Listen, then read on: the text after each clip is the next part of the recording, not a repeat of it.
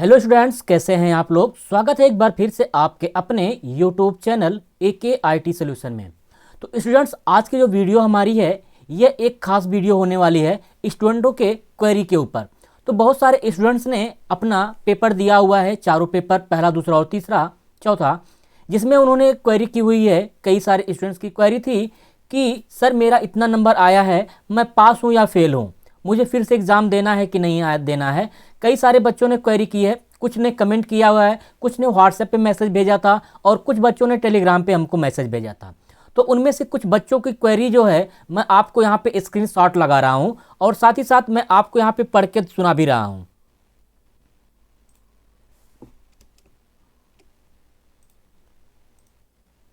यहाँ पे देखिए, प्रशांत यादव जी हैं, इन्होंने कहा है कि सर 47 सही हैं, प्रैक्टिकल में कितना नंबर लाना होगा या फिर मैं फेल हूँ। तो मैंने उनको रिप्लाई दिया है कि पास हैं थियरी में, बट प्रैक्टिकल में आप 55 से 60 नंबर चाहिए आपको। ठीक है, तो जो भी स्टूडेंट्स की क्वेरी थी मैं क्वेरी का रिप्लाई भी देता हूँ। अगर जो भी बच्चे कमेंट वगैरह करते हैं तो उन कमेंट का मैं रिप्लाई भी देता हूँ। तो इनको मैंने यही कहा कि अगर आपका प्रैक्टिकल में अगर आपका थियरी में 47 नंबर है तो आपको प्रैक्टिकल में आपको 55 से 60 नंबर लाने की आवश्यकता होगी। नेक्स्ट, इसमें दूसरा बच्चा एक और क्वेरी किया हुआ है। यहाँ पे दूसरा बच्चे को हम दिखाते हैं आपको। यहाँ पे इन्होंने कहा है कि 45 करेक्ट है, कुछ याद नहीं क्या टिक लगाया हूँ, 45 पास है या फेल है सर। तो मैंने इनको कहा कि थियरी में तो पास हैं, बट प्रैक्टिकल आपका डिपेंड करेगा कि आप जो है प्रैक्टिकल में क्या नंबर पाते हैं, क्योंकि इसका ओवरऑल आपका जो मूल्यांकन होता है ये आपका प्रैक्टिकल और थ्योरी दोनों मिला करके होता है। नेक्स्ट, अगला बच्चा कमेंट किया था यहाँ पे। नेक्स्ट, अगला बच्चा प्रभाकर ने कमेंट किया था कि M1 R5 में 50 नंबर है इनका, M2 में आपका 52 नंबर है और M3 में 40 नंबर है और M4 में 54 मार्क्स हैं आ रहे हैं, क्या सभी में पास हो जाएंगे सर। तो मैंने उनको आंसर दिया कि जी, यानी आपका थियरी तो आपका निकल गया है, बट आपका प्रैक्टिकल में फंसा हुआ है पेच। प्रैक्टिकल में आप कितना नंबर पाएंगे तो उसको जोड़ करके आपका क्या होगा, तब आप पास या फेल बताए जाएंगे ओवरऑल। तो ये कुछ बच्चों की क्वेरी थी, ये मैंने आपको तो ये कुछ बच्चों की क्वेरी थी जिसको मैंने यहाँ पे रिप्लाई भी दिया है। तो आज उसी कॉन्सेप्ट को समझेंगे। आप जो है हमारा यहाँ पे थंबनेल देकर के समझ गए होंगे कि हमारा जो वीडियो होगी वो किस पर्पज़ के लिए है। तो यहाँ पे मैंने जो थंबनेल लिखा हुआ है सही लिखा हुआ है कि आप जो है अपना रिजल्ट जो है आने से पहले क्या कर सकते हैं, ये जान सकते हैं कि आप फेल हैं या फिर पास हैं। तो चलिए जान लेते हैं यहाँ पे इसके बारे में। इसके साथ कुछ और क्वेरी है हमारे पास, जैसे कितने नंबर चाहिए पास या फेल होने के लिए, अर्थात पास होने के लिए कितने नंबर चाहिए। अगर आपको ए ग्रेड चाहिए तो ए ग्रेड कितने नंबर चाहिए, ये भी किसी बच्चे ने क्वेरी की हुई थी। इसके बाद प्रैक्टिकल कैसे होता है, आज हम इन सब पे डिस्कस करेंगे। तो स्टूडेंट्स, हम सबसे पहले डिस्कस कर लेते हैं अपने नए पैटर्न के बारे में कि हमारा जो नया पैटर्न ओ लेवल का है कैलकुलेशन का, आपके रिजल्ट को इवेल्युएट करने का, वो कैसे है। तो आप तभी इसी से आइडिया लगा सकते हैं कि आपने पेपर दिया हुआ तो आपका कितना नंबर है और उसी हिसाब से आप पास होंगे या फिर फेल होंगे। तो चलिए जान लेते हैं। तो स्टूडेंट्स, आपको एक बात आपको क्लियर बता दें कि जो भी आपका पेपर होता है, चाहे वो आपका M1 हो चाहे वो आपका M2 हो, कोई भी पेपर है मान लीजिए, ठीक है। अब इस पेपर का जो आपका रिजल्ट आएगा वो दो तरीके से होगा। एक आपका थियरी लिया जाएगा, आपने जो थियरी दिया हुआ है, इसके बाद आपका यहाँ पे क्या हो जाएगा, प्रैक्टिकल हो जाएगा। इस थियरी और प्रैक्टिकल को टोटल आपको कैलकुलेट किए जाएंगे, अर्थात जोड़े जाएंगे, और इसका ओवरऑल अगर आपको 50% आप पा जाते हैं तब जाकर के आप क्या होंगे, पास माने जाएंगे दोनों में। अब जैसे एग्जाम्पल, यहाँ पे इसकी जो मिनिमम क्राइटेरिया होती है तो होती है 33%। इसकी भी मिनिमम क्राइटेरिया आपकी होती है 33%, अर्थात इसमें 100 नंबर का आपका मार्क्स होता है और इसमें भी 100 नंबर का मार्क्स होता है थियरी और प्रैक्टिकल में। बट उस थियरी में आपको चाहिए होता है 33 नंबर और प्रैक्टिकल के भी 100 नंबर में आपको चाहिए होता है 33 नंबर। लेकिन इसमें वेटेज नाइलेट ने ऐड कर दिया है कि आपका वेटेज देखा जाएगा। अब वेटेज का जो कॉन्सेप्ट है वो है थियरी में 60% का वेटेज दिया जाएगा बच्चों को और प्रैक्टिकल में उनको 40% का वेटेज दिया जाएगा। ठीक है, तो ये आपका होता है वेटेज का खेल यहाँ से। तो अब चलिए पूरा का पूरा हम डायग्राम के माध्यम से समझ लेते हैं कि कैसे आपको जानना है, कैसे आपको निकालना है। तो स्टूडेंट्स हम यहाँ पे आ चुके हैं। जैसे अब मान लीजिए किसी बच्चे ने कहा कि हमारा 47 नंबर है, जैसे एक क्वेरी मैंने आपको कमेंट में पढ़ के सुनाई थी कि 47 नंबर है। ठीक है, तो यहाँ पे हम रख लेते हैं, ये थियरी का हो जाएगा। अब इसमें आपको थियरी का परसेंटेज निकालना पड़ेगा। तो परसेंट आपका होता है 60%। तो अगर आप इसको कैलकुलेट करेंगे 47 गुणे 60%, तो इनका नंबर आएगा कितना, 28.2 नंबर आ रहा है। यानी थियरी में वेटेज आपका बन रहा है इनका इतना। अब आपको क्या करना है, प्रैक्टिकल भी देखना है। अब आप प्रैक्टिकल में कितना चाहते हैं, क्योंकि सबको पता है कि ओवरऑल जो आपको चाहिए पास होने के लिए, इस ओवरऑल को पास होने के लिए चाहिए 50%। ठीक है, अभी उनका जो 28 नंबर आ चुका है सिर्फ और सिर्फ थियरी से।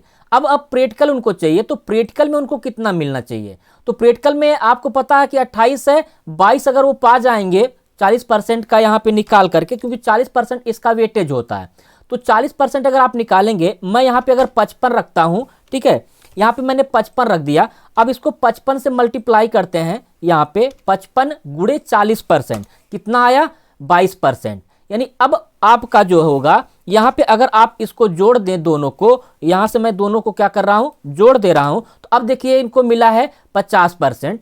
तो यहाँ से मैं परसेंटेज का सिंबल हटा दे रहा हूँ, तो ये 50.2 आया हुआ है। तो अब इनका क्या हो जाएगा, ये सही है, अर्थात ये पास हो जाएंगे। लेकिन अगर ये मान लीजिए इनका प्रैक्टिकल में 50 नंबर आता है, तो प्रैक्टिकल में 50 नंबर आने के कारण 40% वेटेज लगेगा, तो इनको 20 ही नंबर मिलेगा। 20 और 28 जोड़ा जाएगा तो कितना होगा आपका, 48। इस हिसाब से ये क्या हो जाएंगे, फेल हो जाएंगे। ठीक है ना। तो ये है आपका कॉन्सेप्ट पास होने का या फिर फेल होने का। एक चीज और आप ध्यान में रखिएगा कि अगर आपका थियरी में 33 नंबर से कम आ गया है, तो इसका मतलब आप पहले ही क्या हैं, फेल हैं। आपको प्रैक्टिकल भी देने की आवश्यकता नहीं है। क्यों, क्योंकि आप पहले से ही फेल हैं, तो आप प्रैक्टिकल में पास भी हो जाते हैं, तो ओवरऑल को क्या किया जाएगा, फेल ही माना जाएगा। ठीक है। नेक्स्ट अगर आप इसको और दूसरे भाषा में देखें, अब जैसे मान लीजिए किसी बच्चे का 33 नंबर है। बहुत सी ये भी क्वेरी थी कि मान लीजिए कोई लड़का एकदम पूरा मेड़ पे खड़ा हुआ है, पूरा रोप पे खड़ा हुआ है, बॉर्डर पे खड़ा हुआ है, तो इसके लिए क्या होगा। तो अगर आप देखें 33 नंबर किसी ने थियरी में पाया हुआ है, इसका 60% वेटेज निकालेंगे तो 19.8 आएगा। इसके बाद उसको पास होने के लिए कितना चाहिए, टोटल तो चाहिए 50 नंबर। अब 50 नंबर लाने के लिए, अब यहां पे आपको 50 नंबर चाहिए, तो 50 नंबर लाने के लिए आपको कितना प्रैक्टिकल में चाहिए, तो इसको अगर हम यहां पे 70 दे दें, तो अब यहां से अगर हम मल्टीप्लाई करें 70 गुणे 40%, तो इनका 28 नंबर हुआ। अगर आप इनको अब जोड़ें दोनों नंबर को इनका, तो अब क्या होगा, यहां पे 47.8 नंबर ही मिलेगा, अर्थात फिर भी ये क्या हो जाएंगे, फेल हो जाएंगे। यानी जो बच्चे 33 नंबर पाए हुए हैं उनका 19.8 वेटेज बन रहा है। अगर वो प्रैक्टिकल में 70 नंबर भी पा जाएंगे तब भी वो कितना हो जाएगा, उनका फेल ही हो जाएगा। अगर यही प्रैक्टिकल इनका 75 हो जाता है, 75 के हिसाब से अगर आप 40 देखेंगे तब भी उनका 30 वेटेज बन रहा है, और यहाँ पे 19.8 है, और टोटल आप जोड़ेंगे तो 49.8 बनेगा, तब भी वो क्या होंगे, फेल ही होंगे।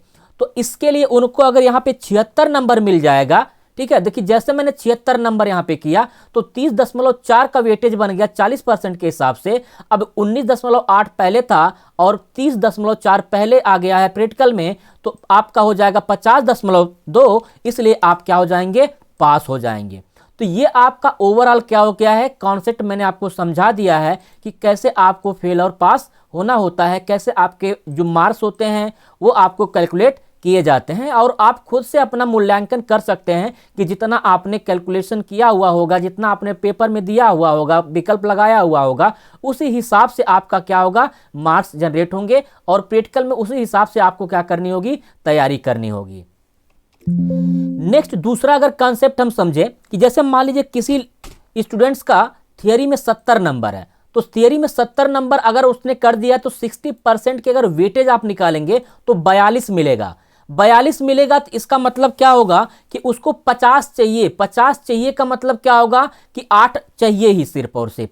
तो 8 चाहिए का मतलब ये नहीं है कि आप इसको जो है 25 नंबर या 20 नंबर करेंगे। मान लीजिए अगर आप प्रैक्टिकल में 20 नंबर पाते हैं और इसको आप यहाँ पे मल्टीप्लाई करेंगे तो आपका 8 नंबर मिला, लेकिन जब 8 नंबर मिला इसको और इसको आप जोड़ रहे हो और सोचो आप जो है यहाँ पे 50 तो क्राइटेरिया पार कर गए, लेकिन फिर भी आप फेल माने जाएंगे। कारण क्या है? कारण यह भी है कि जो आपका थियरी होता है या जो आपका प्रैक्टिकल होता है उसमें 33 से कम नहीं होना चाहिए। यानी अगर आपका 33 से कम हुआ चाहे प्रैक्टिकल में चाहे आपका थियरी में, तब भी आप क्या हो जाएंगे? फेल माने जाएंगे। तो इसके लिए क्या करना होगा? तो यहाँ पे कम से कम आपको 33 नंबर लाना होगा। जैसे 33 नंबर लाएंगे 40 के वेटेज के हिसाब से 13.2 बनेगा और टोटल आपका जुड़ जाएगा तो 55.2 नंबर आएगा, अर्थात आप क्या हो जाएंगे? पास हो जाएंगे। तो इसी वेटेज के हिसाब से आपकी ग्रेडिंग भी होती है, ठीक है। अब अगर आप ग्रेडिंग की बात करें तो ग्रेडिंग आपकी जो होती हैं वो कितनी होती हैं?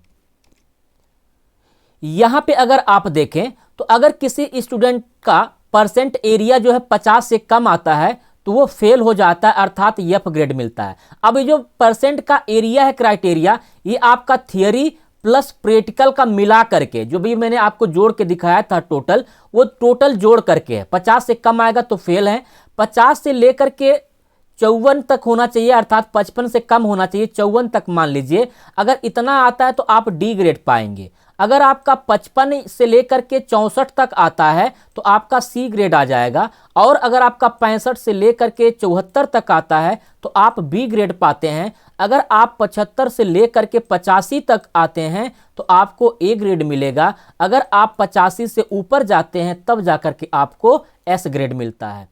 तो यहाँ पे जो भी बच्चे कुछ क्वेरी किए थे कि ए ग्रेड लाने के लिए क्या करना होगा, तो ए ग्रेड लाने के लिए आपकी ये क्राइटेरिया है ए ग्रेड, और इसमें कम से कम आपको 75 से लेकर के 84 नंबर लाने होंगे, तब जाकर के आप क्या पाएंगे? ए ग्रेड पाएंगे।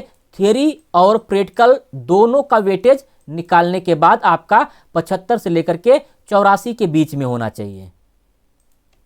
नेक्स्ट अगर आप यहाँ पे देखें तो नाइलेट ने अपना क्वालिफिकेशन दिया भी है कि अगर कोई स्टूडेंट थियरी में पास हो जाता है और प्रैक्टिकल में भी पास हो जाता है मिनिमम 33% की क्राइटेरिया को लेकर के, और उसका ओवरऑल जो पासिंग क्राइटेरिया है वो 50% से ज़्यादा होता है, तो उसको पुनः अपीयर नहीं होना पड़ेगा, अर्थात वो क्या हो जाएगा? पास हो जाएगा।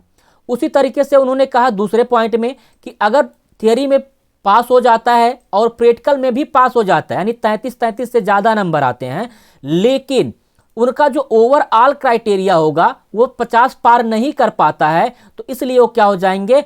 फेल हो जाएंगे। उनको पुनः पेपर और प्रैक्टिकल दोनों पर देना पड़ेगा। ध्यान रखिएगा, अगर आप ये सोचिए कि प्रैक्टिकल में फेल होते हैं सिर्फ प्रैक्टिकल देना पड़ेगा, तो ऐसा नहीं है। जिस भी पेपर में आप फेल होंगे तो उसका थियरी भी आपको देना होगा और उसका प्रैक्टिकल भी देना होगा।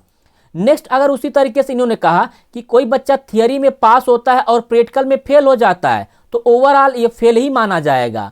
उसी तरीके से इन्होंने कहा कि अगर कोई थियरी में फेल हो जाता है और प्रैक्टिकल में पास हो जाता है तो भी वो क्या होगा? फेल ही माना जाएगा। नेक्स्ट उन्होंने कहा कि अगर ये दोनों में फेल हो जाते हैं तो भी वो क्या हो जाएंगे? फेल ही माने जाएंगे। ठीक है, तो इस तरीके से आपका मूल्यांकन होता है। साथ ही साथ एब्सेंट का भी केस है कि अगर आप जो है एब्सेंट हैं तब भी आपको फेल माना जाएगा, चाहे वो एब्सेंट आप प्रैक्टिकल में हो जाएं चाहे एब्सेंट आप थियरी में हो जाएं। दोनों तरीके से एब्सेंट अगर किसी में पाए जाएंगे तो आपको क्या करना पड़ेगा? फिर से एग्जाम देना पड़ेगा, थियरी का भी और उसका प्रैक्टिकल का भी। तो स्टूडेंट्स आप जान गए होंगे, आपका पहला जो क्वेश्चन था वो आपको पूरा हो चुका था। इसके बाद दूसरा क्वेश्चन को भी मैंने यहाँ पे बता दिया कि ए ग्रेड पाने के लिए आपको कितना नंबर चाहिए। फिर यहाँ पे दूसरा क्वेश्चन ये बना था कितने नंबर चाहिए पास होने के लिए, तो मैंने आपको क्लियरली यहाँ पे बता दिया कि आपको पास होने के लिए 33 तो आपकी मिनिमम रिक्वायरमेंट होती है।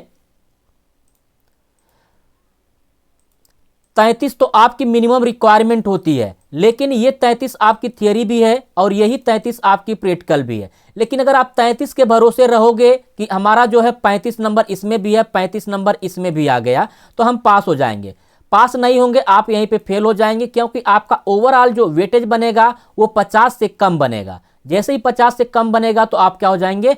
फेल हो जाएंगे। जबकि पूरा का पूरा मैंने आपको इससे पहले सारी चीजें यहाँ पे समझा दी हैं। नेक्स्ट अगली बात आती है कि प्रैक्टिकल कैसे होता है। तो प्रैक्टिकल कैसे होता है, जो स्टूडेंट्स पहली बार प्रैक्टिकल देने जा रहे हैं उनके लिए मैं आपको एक इन्फॉर्मेशन बता दूं कि आप हमारे चैनल पे बने रहिए। हम यहाँ पे आपको जो है पहला पेपर, दूसरा पेपर और चौथा पेपर, इन तीनों पेपर की तैयारी करवाएंगे। तीसरा पेपर अभी नहीं तैयारी करवा पाएंगे, इसका कई सारा कारण है कि अभी जो है हम जो है अभी सिर्फ हम 3 पेपर पे फोकस कर रहे हैं। तो यहाँ पे हम जो प्रैक्टिकल करवाएंगे आपको वैसे ही प्रैक्टिकल करवाएंगे, वैसे ही आपको इंस्ट्रक्शन देंगे जैसे आपके इंस्टीट्यूट में होगा। अर्थात जहाँ पे भी आपका सेंटर जाएगा वहाँ पे आपको क्या करने होंगे, कैसे प्रैक्टिकल देने होते हैं, क्या क्या आपको रूल्स एंड रेगुलेशन देखनी होती हैं, वो सारी चीज़ें मैं आपको बताऊँगा अपने इस यूट्यूब चैनल पे। तो आपको सबसे पहले कुछ इंफॉर्मेशन दे देते हैं ऐसे कि आपका जो प्रैक्टिकल होता है वो प्रैक्टिकल का आपका जो डेट है वो 28 तारीख से लेकर के 8 के बीच में है। तो सभी स्टूडेंट जान लें कि आपका 28 से लेकर के 8 तारीख के बीच में प्रैक्टिकल होगा। अब ये प्रैक्टिकल किस डेट को कौन सा पेपर होगा ये आपका तब पता चलेगा जब आपका एडमिट कार्ड इशू होगा। अब एडमिट कार्ड कब इशू होगा, तो एडमिट कार्ड इशू होता जो है आपका वो 1 हफ्ते पहले होगा। अर्थात आपकी तारीख जो है 28 है, तो ये मान के चलिए आपका जो एडमिट कार्ड आएगा वो 20 से लेकर के 22 के बीच में आपका आ जाएगा। ठीक है, तो ये तो हो गया आपका कुछ प्रैक्टिकल से रिलेटेड इंफॉर्मेशन वगैरह कि आपका एडमिट कार्ड आएगा कब, आपकी इच्छाएं कब होंगी प्रैक्टिकल की। इसके साथ ही साथ मैंने आपको बताया कि कैसे आपको प्रैक्टिकल की तैयारी वगैरह करनी है। आप हमारे यूट्यूब चैनल पे जुड़े हैं तो यहाँ पे हम आपको तीनों पेपर की तैयारी करवाएंगे बाकायदा। जैसे एग्जामिनेशन होते हैं आपको पूरा सेम टू सेम ऐसे क्वेश्चंस वगैरह सब मिलेंगे जो नाइलेट ने यहाँ पे अपलोड किए होंगे उनकी वेबसाइट वगैरह पे। साथ ही साथ आपको कुछ इंस्ट्रक्शंस वगैरह कुछ मिलेंगे यहाँ पे मेरे चैनल पे कि कैसे आपके संस्था में या जहाँ पे भी प्रैक्टिकल होने जाता है, जहाँ पे सेंटर जाता है वहाँ पे कैसे आपको एग्जाम वगैरह देने होते हैं, वाइवा का क्या कॉन्सेप्ट होता है, बाकी जो आपके प्रैक्टिस सेट के होते हैं अर्थात जो पेपर होते हैं एक्सरसाइज वगैरह के उनके क्या कॉन्सेप्ट होते हैं, पेपर कैसे लिखने होते हैं, ये सारी चीज़ें मैं आपको इसी चैनल पर बताऊँगा। तो स्टूडेंट्स इस वीडियो में इतना ही रखते हैं। अगर कोई और आपकी क्वेरी हो, कोई और आपको डाउट हो मन में, तो आप हमारे कमेंट बॉक्स में कमेंट करिए, मैं जरूर आपको उस कमेंट का रिप्लाई दूंगा। तो स्टूडेंट्स रखते हैं इस वीडियो में इतना ही, मिलते हैं अगले वीडियो में प्रैक्टिकल सेशन के साथ। तब तक के लिए बाय बाय, टेक केयर।